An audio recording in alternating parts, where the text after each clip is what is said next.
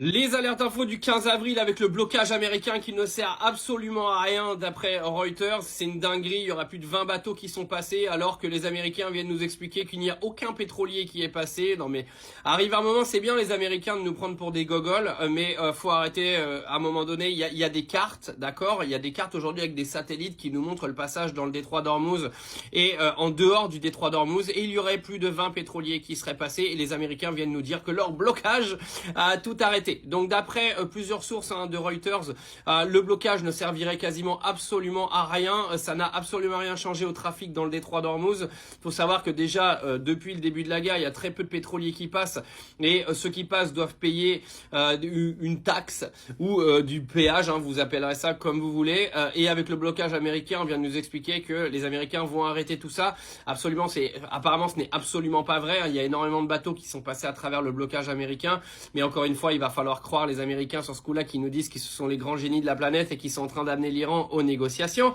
Au passage des négociations qui iraient dans le bon sens d'après les deux côtés, l'Iran et les États-Unis, mais également de la part du Pakistan qui nous apprend que peut-être dans les jours qui viennent, des nouveaux pourparlers vont avoir lieu pour pourquoi pas avoir une fin de guerre d'ici maintenant quelques jours. Donc affaire à suivre, ce serait quand même une excellente nouvelle pour que tout le monde puisse reprendre un petit peu sa vie normale et que peut-être nous reverrions les prix baisser.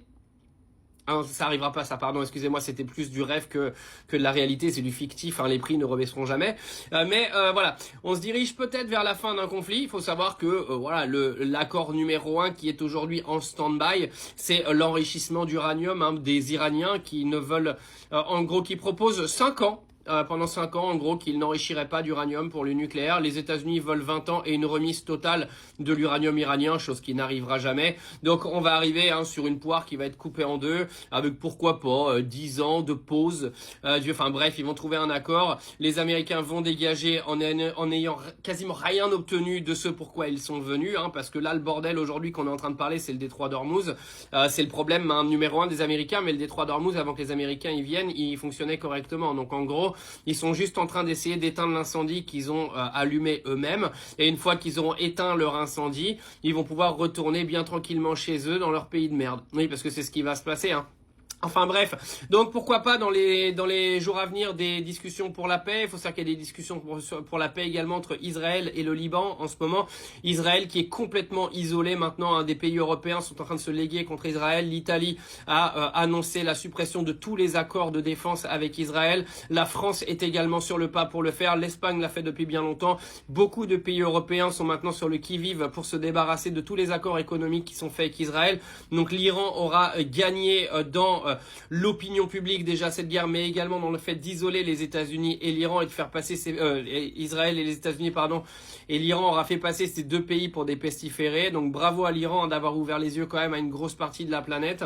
Pour le reste, il y a encore eu des attaques sur le Liban avec une dizaine de morts, dont des enfants, par cet état génocidaire terroriste qu'est l'État d'Israël aujourd'hui avec son gouvernement. N'ayons pas peur des mots parce qu'arrive un moment, ça commence à bien faire de toujours devoir peser le pour et le contre de ce qu'on dit. Je vous tiens au courant si on a de l'avancée dans les jours, dans les heures qui viennent. Honnêtement, je pense qu'on se dirige clairement vers la fin de cette guerre. Je prends des pincettes quand je dis ça, mais c'est mon opinion personnelle. Ce n'est pas un fait ni une réalité, mais je pense que cette guerre va prendre fin très bientôt parce que les États-Unis ne peuvent pas continuer de l'assumer.